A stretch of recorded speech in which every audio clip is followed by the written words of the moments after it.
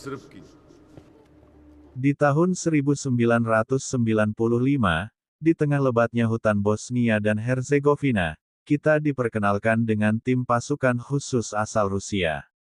Mereka terdiri dari Vera, Slash, Kirya, Gary, Beck, dan sang pemimpin tim, Andre. Misi mereka kali ini adalah memburu seorang penjahat perang bernama Harun.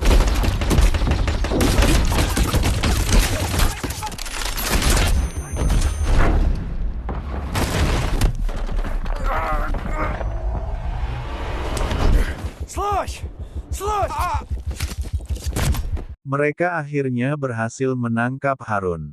Namun sayangnya, Kirya harus kehilangan nyawanya akibat luka parah yang disebabkan oleh serangan Harun. Slash yang marah besar sempat hendak membalas, tapi Andre menahannya, mengingat mereka harus tetap mematuhi aturan NATO. Situasi makin rumit ketika wakil kepala intelijen menerima surat perintah resmi yang memerintahkan pelepasan Harun. Tapi seluruh tim menolak. Harun bukan hanya penjahat perang, tapi juga telah membunuh salah satu dari mereka. Mereka tahu, jika mengambil tindakan sendiri dan membunuh Harun, maka mereka akan diadili di pengadilan militer. Tapi amarah sudah tak terbendung. Dalam luapan emosi, Harun akhirnya dikeluarkan dari helikopter, secara paksa.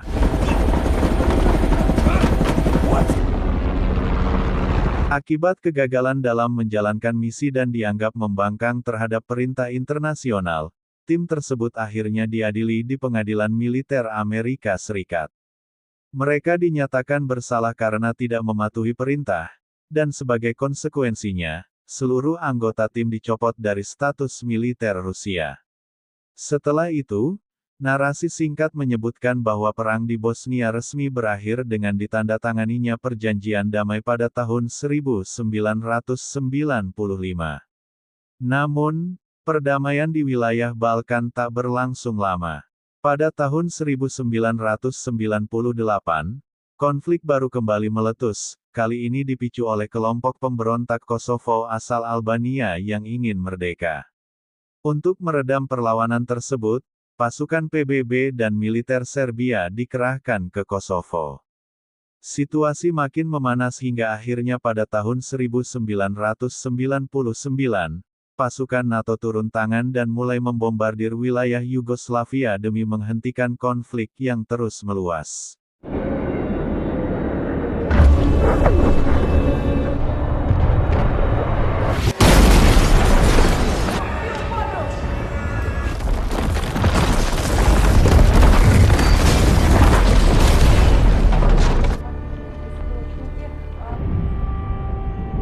Diberitakan bahwa dalam serangan pertama tersebut, diperkirakan ada sekitar 20 hingga 70 korban jiwa, sebagian besar di antaranya adalah wanita dan anak-anak. Beberapa waktu kemudian, di Moskow pada bulan Juni tahun 1999, Beck bertemu dengan Jenderal Somov yang memberitahunya bahwa serangan udara NATO di Yugoslavia akan segera berakhir. Namun ada kekhawatiran besar, saat pasukan Serbia ditarik dari Kosovo, wilayah itu kemungkinan besar akan langsung dikuasai oleh pemberontak Albania. Untuk mencegah hal itu, Rusia merencanakan langkah cepat, mereka harus merebut dan mengamankan bandara udara Pristina di Slavina, Kosovo, sebelum pasukan Inggris tiba dan mengambil alih tempat strategis tersebut. Pasukan dan perlengkapan militer Rusia akan segera dikirim ke sana. Beck pun diberi misi rahasia, merebut dan mempertahankan bandara itu sampai bala bantuan Rusia tiba. Untuk menjalankan operasi ini, Beck memutuskan untuk mengumpulkan kembali tim lamanya, kecuali Andre. Kepercayaan Beck pada Andre telah hilang sejak insiden pembunuhan Harun yang melanggar perintah militer. Стало доверия нет. Но мне нужна группа Андрея Шаталова. Виктор Иванович, я без них сейчас Sementara itu, di Yugoslavia, Andre mendatangi sebuah tempat pemalsuan dokumen. Ia datang untuk mengambil paspor palsu yang telah dipesannya. Namun situasi berubah saat kepala polisi lokal, Milik, bersama dua bawahannya, Fadil dan Fuk, melakukan penggerebekan di lokasi tersebut. Identitas Andre sebagai mantan tentara Rusia pun terbongkar. Dalam kondisi terdesak, Milik memberinya dua pilihan, kembali ke Rusia tanpa banyak bicara, atau tetap tinggal dan membuka informasi lengkap soal keberadaannya di Yugoslavia. Sebagai imbalannya, Milik akan memberinya sebuah pekerjaan. Надеюсь, что я все правильно сказал. Di tempat lain, Dr. Jasna, salah satu yang selamat dari ledakan di rumah sakit, mengajukan surat pengunduran diri. Ia memutuskan untuk meninggalkan Yugoslavia, masih diliputi trauma berat akibat insiden mengerikan tersebut. Sementara itu, Beck telah tiba di Yugoslavia. Anggota pertama yang ia temui adalah Girey. Kepadanya, Beck menjelaskan secara singkat mengenai misi rahasia mereka. Di lokasi terpisah, di markas penjaga perdamaian Rusia yang berada di Bosnia dan Herzegovina, sang komandan pasukan menerima perintah langsung dari Jenderal Somov. Isinya jelas, segera bawa pasukan ke Pristina dan rebut bandara udara sebelum pasukan Inggris sempat menguasainya. Волгоградский. Нужно лучше, бать. Лучше готовить. Есть! Di sisi lain, sebuah tragedi terjadi di salah satu desa di Yugoslavia. Desa tersebut diserang dan dibantai oleh kelompok pemberontak Albania. Ironisnya, itu adalah kampung halaman Fuk. Sayangnya, saat Fuk dan tim tiba, semuanya sudah terlambat. Mereka hanya berhasil menyelamatkan satu anak kecil yang selamat dari pembantaian. Anak itu kemudian diamankan dan dilindungi oleh Fuk. Diketahui bahwa kelompok pemberontak yang menyerang desa Fuk dipimpin oleh pria bernama Smuk, dengan tangan kanannya yang kejam bernama Amir. Lebih buruk lagi, mereka kini telah menguasai bandara Pristina dan menjadikannya sebagai markas utama mereka. Sementara itu, Andre ternyata memilih untuk menerima tawaran dari Milik.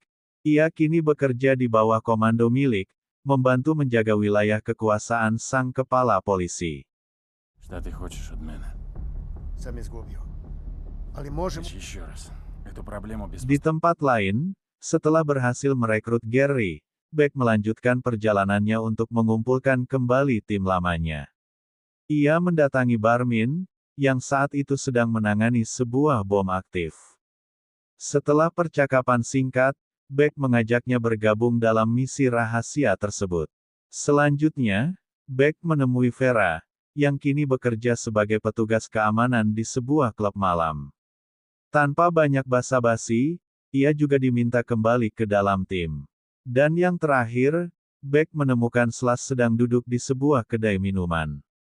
Meski awalnya tampak enggan, Slash pun diajak kembali untuk bergabung dalam operasi penting yang sedang direncanakan.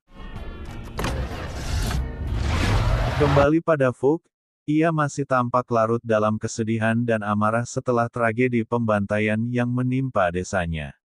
Tak lama kemudian, Milik datang dengan kabar baru, ia mendapat laporan bahwa beberapa warga desa kembali menjadi korban perampokan oleh kelompok pemberontak.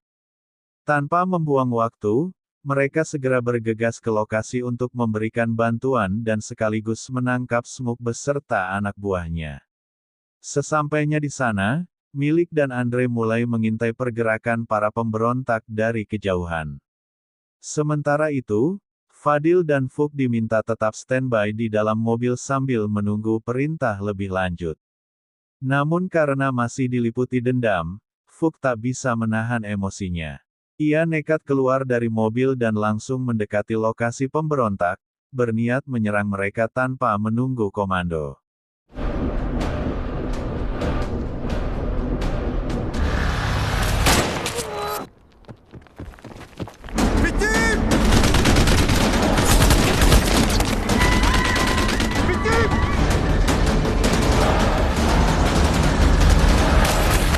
Mereka akhirnya berhasil melumpuhkan para pemberontak, tapi sayangnya Amir berhasil melarikan diri. Sebagai tanda terima kasih atas bantuannya, Milik mengembalikan paspor Andre dan memberinya izin untuk pergi. Sementara itu, Beck telah mengumpulkan 4 anggota tim yang berhasil direkrut. Ia menjelaskan bahwa misi mereka kali ini sangat rahasia, merebut dan menguasai Bandara Slavina, lalu menjaga posisi tersebut sampai pasukan perdamaian Rusia tiba. Jika misi ini sukses, mereka bukan hanya akan dinaikkan pangkat di militer, tapi juga berkesempatan untuk kembali pulang ke Rusia dengan status terhormat. Изменилось. И сейчас мы принимаем, вас восстанавливают в армии. Поставлена задача. Di tempat lain, Andre yang sedang berada di terminal bus tanpa sengaja bertemu dengan Dr. Jasna. Kebetulan, mereka akan naik bus yang sama untuk meninggalkan kota bersama beberapa penumpang lainnya. Namun, saat perjalanan memasuki wilayah Kosovo, bus mereka tiba-tiba diserang secara brutal.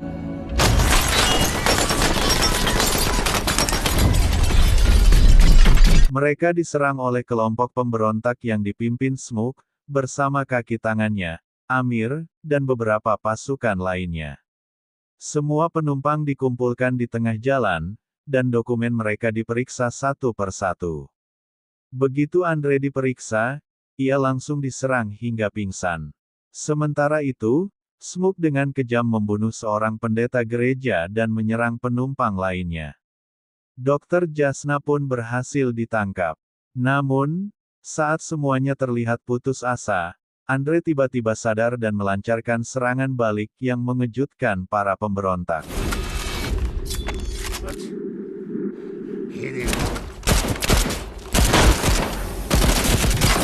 Mereka berhasil melarikan diri sambil membawa penumpang yang terluka ke rumah sakit. Setiba di sana, para korban langsung dibawa ke ruang UGD untuk mendapatkan perawatan medis. Dokter yang menangani mereka kemudian membawa Jasna ke dalam rumah sakit agar ia bisa membersihkan diri dan memulihkan tenaga. Sementara itu, Andre dan Jasna mengantarkan jenazah pendeta gereja ke keluarganya untuk penghormatan terakhir. Primite naše saučešće.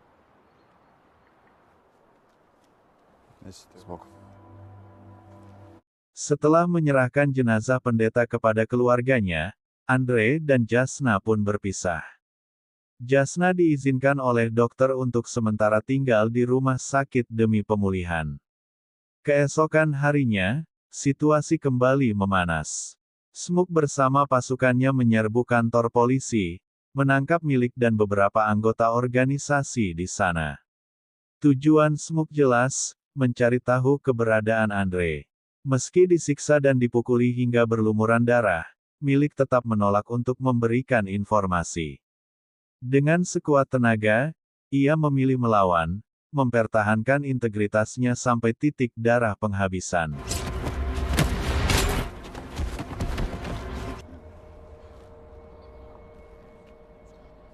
Namun pada akhirnya, Smoke membunuh Milik dengan kejam. Di sisi lain, Fadil menghubungi Andre dan memberitahunya kabar duka itu, Milik telah tewas di tangan Smoke karena berusaha melindunginya. Kini, Fadil yang bersama Fuk merasa bingung dan tak tahu harus berbuat apa selanjutnya. Sementara itu di rumah sakit, Jasna sedang mendonorkan darahnya ketika tiba-tiba dipanggil untuk menemui dokter. Tanpa disadari, yang menunggunya di ruang tersebut adalah Smoke sendiri. Jasna pun ditangkap dan dibawa ke markas mereka yang kini berada di Bandara Pristina. Di sanalah ia kemudian disekap. Dokter itu kemudian menegur Smoke karena telah membunuh Milik. Tindakan itu dianggap gegabah dan bisa mengganggu jalur pengiriman obat-obatan mereka. Dokter itu lalu menyuruh Smoke untuk segera pergi sebelum pasukan NATO tiba, sekaligus memerintahkannya untuk membunuh para sandera dan membersihkan seluruh area bandara. Sebagai pemimpin pemberontak, Smoke jelas tak senang diperintah. Tapi karena dokter tersebut pernah membantunya, ia terpaksa menuruti perintah itu dan memaksa seluruh bawahannya ikut patuh. Dengan amarah memuncak, Smoke segera menghubungi pasukannya. Ia memberi perintah kejam, hentikan kendaraan mereka di pos penjagaan, dan bunuh kedua penumpangnya tanpa ampun.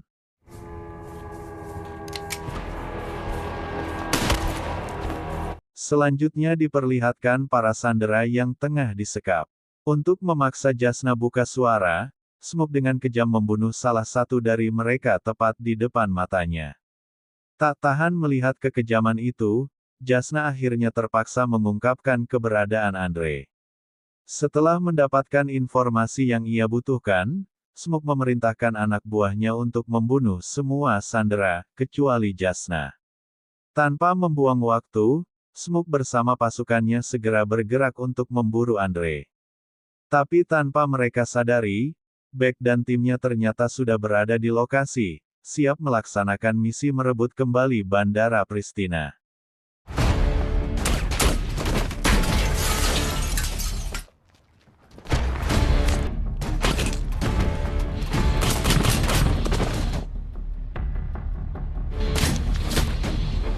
Beck dan timnya akhirnya berhasil merebut dan menguasai Bandara Pristina.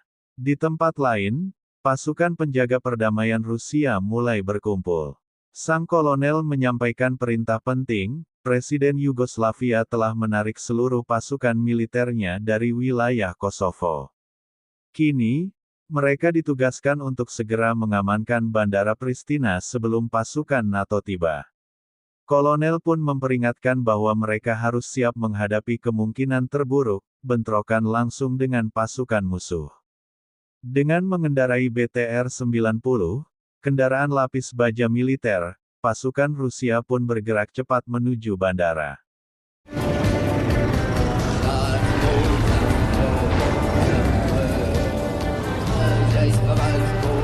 Di tengah perjalanan, Smoke menyadari tak ada kabar dari pasukannya yang berjaga di markas. Ia pun memerintahkan Amir untuk kembali ke Bandara Pristina dan memeriksa situasi. Di saat yang sama, Andre bersama Vuk dan Fadil juga telah tiba di sekitar bandara, bersiap untuk melancarkan serangan terhadap para pemberontak. Setelah mengamati situasi dari kejauhan, mereka mulai bergerak mendekat dan menyusup ke dalam area bandara.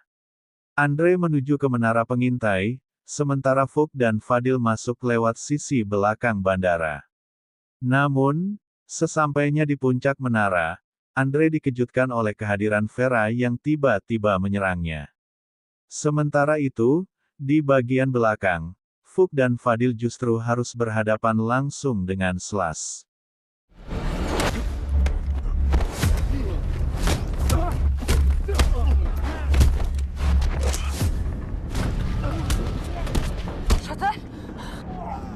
Они со мной. Beck akhirnya bertemu dengan Andre. Keduanya saling bertanya dengan curiga, mengapa mereka ada di sana. Andre ingin tahu kenapa tim lama Beck juga berada di bandara.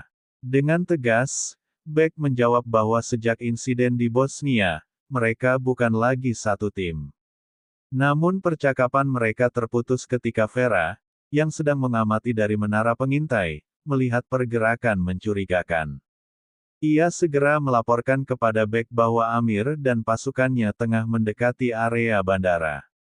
Amir yang juga melihat keberadaan Vera di menara, langsung memberi perintah kepada anak buahnya, tembak dia sekarang juga.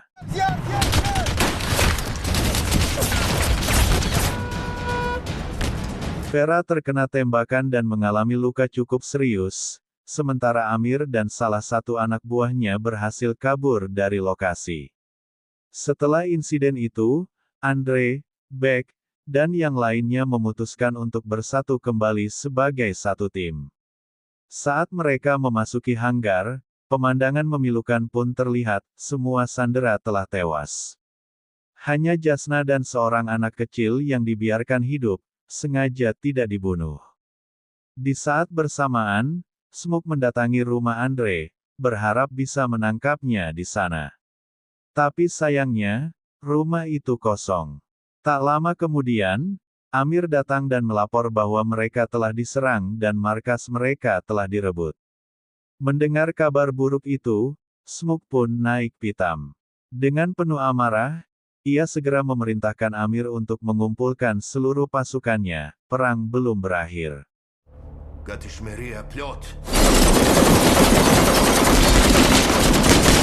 Beck kemudian menghubungi Jenderal Somov dan melaporkan bahwa Bandara Pristina berhasil mereka kuasai. Namun, ia juga mengungkapkan kekhawatiran, jumlah mereka jauh lebih sedikit dibandingkan pasukan pemberontak. Jika sampai terjadi pertempuran terbuka, mereka bisa kewalahan. Meski begitu, perintah dari pusat tetap tak berubah. Apapun risikonya, mereka harus mempertahankan bandara itu, setidaknya sampai pasukan penjaga perdamaian Rusia tiba. Dan saat pasukan utama Rusia sampai di lokasi, Beck dan timnya harus segera menghilang dari sana. Untuk bersiap menghadapi serangan besar dari para pemberontak, tim Beck mulai menyusun strategi. Mereka membagi posisi, menempati titik-titik strategis untuk memberi kejutan mematikan pada musuh yang datang. Ranjau darat dan Claymore dipasang di area halaman bandara. Beberapa properti bandara pun dipindahkan dan disusun sebagai penghalang untuk memperlambat laju musuh. Sniper dari tim Beck mengambil posisi terbaik, siap mengeksekusi target begitu musuh masuk dalam jangkauan. Sementara itu, Jasna pun turut membantu, ia menyiapkan peluncur mortir untuk menghadang serangan dari jarak jauh. Di sisi lain, pasukan utama Rusia kini sudah setengah perjalanan menuju bandara. Mereka telah melintasi perbatasan Bosnia dan Serbia, dan bergerak cepat mendekati lokasi. Namun tanpa disadari, di bandara sendiri muncul tamu tak terduga, seorang anak kecil yang ternyata dikirim oleh pemberontak. Diam-diam, anak itu bertugas sebagai mata-mata.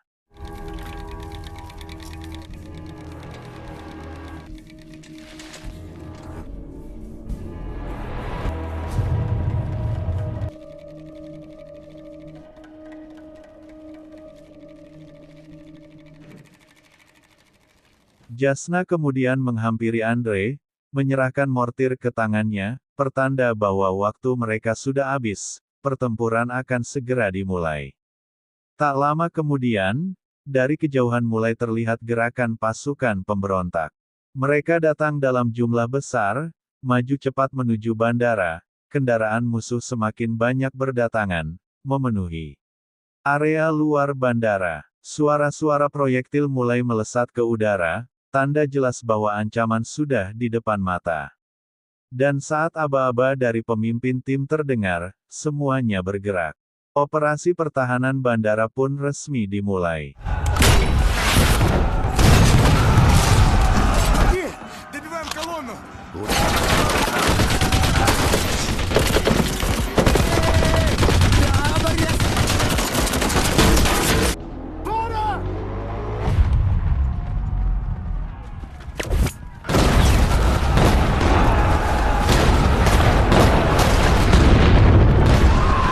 Regu pertama pasukan pemberontak berhasil dipukul mundur, bahkan sebagian besar dari mereka dilumpuhkan oleh tim Beck. Setelah itu, Gary dan Fuchs segera berpindah posisi ke bagian belakang bandara untuk menyusun ulang pertahanan. Untuk sesaat, kontak senjata pun terhenti. Suasana menjadi tegang, seolah badai akan datang lagi kapan saja. Di sisi lain, Smoke tak tinggal diam. Ia memerintahkan Regu 2 untuk bersiap menyerang, sementara dirinya menggunakan kendaraan tempur untuk bergabung dengan pasukan di sisi kiri bandara. Amir, yang memimpin Regu 2, langsung memerintahkan pasukannya masuk ke area terminal. Dan seketika, suara tembakan kembali memecah udara, pertempuran pun berlanjut dengan intensitas yang lebih brutal.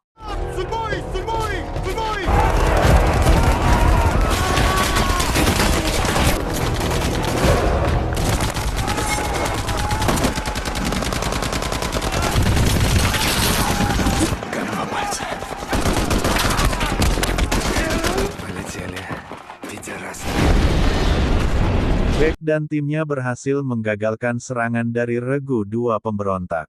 Untuk sementara, mereka masih utuh, belum ada satupun dari mereka yang tumbang. Mereka pun sempat menarik napas lega, tapi itu hanya berlangsung sebentar. Ketenangan segera berubah jadi kepanikan, saat tiba-tiba suara dentuman keras terdengar dari kejauhan. Musuh kembali menyerang, kali ini dengan tembakan mortir yang menghantam area bandara. Ledakan demi ledakan mengguncang tempat itu, mengubah suasana jadi benar-benar mencekam.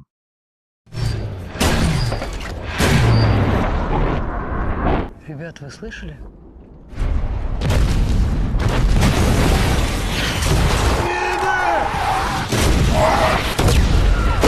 Внимание, меняем позиции.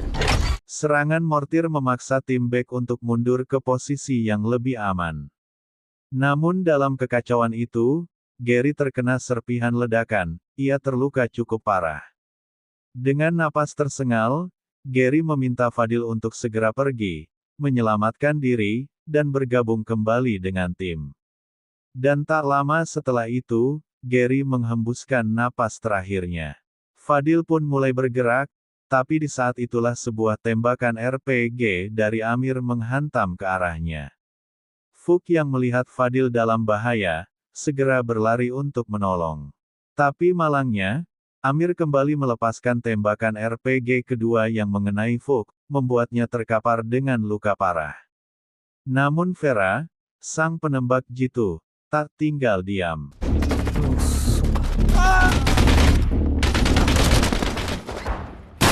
Ай, все чисто, можешь начинать. Вера, на 3 часа.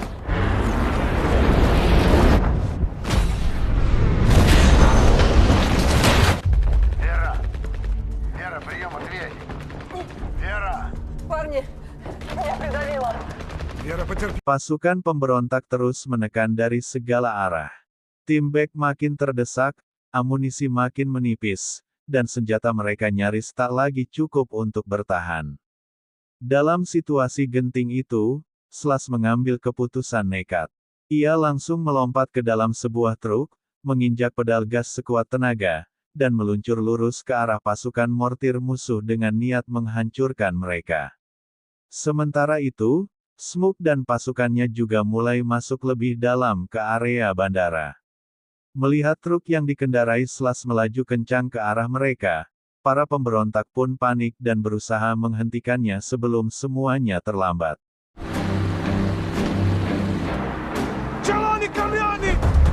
Ну, с Богом, Илюха.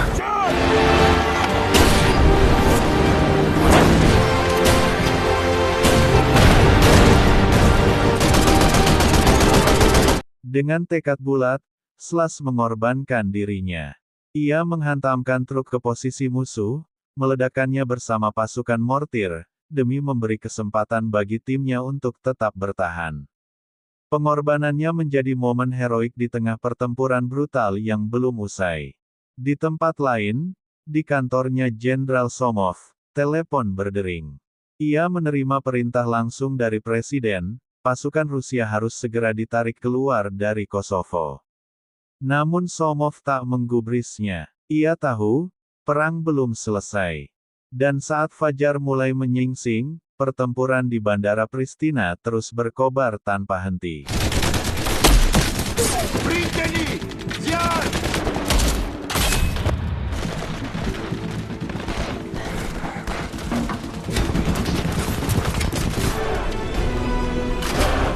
I molim te, ne izlazi napolje.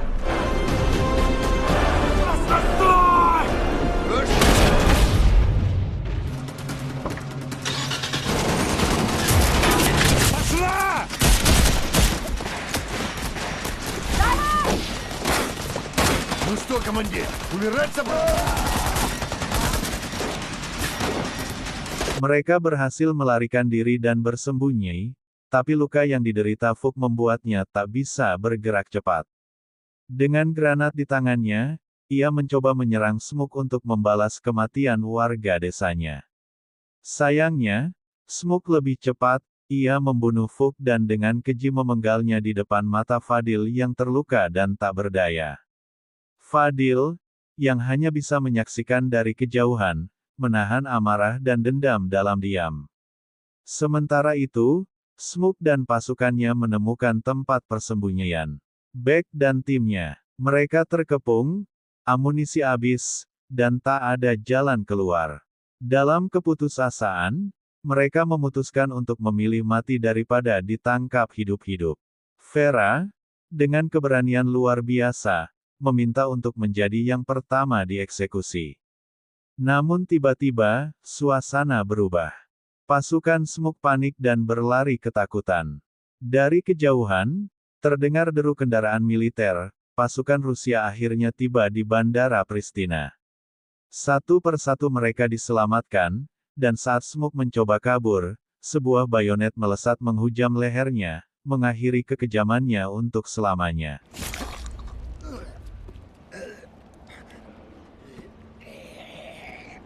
Smoke akhirnya tewas di tangan Fadil, menandai akhir dari kekejamannya.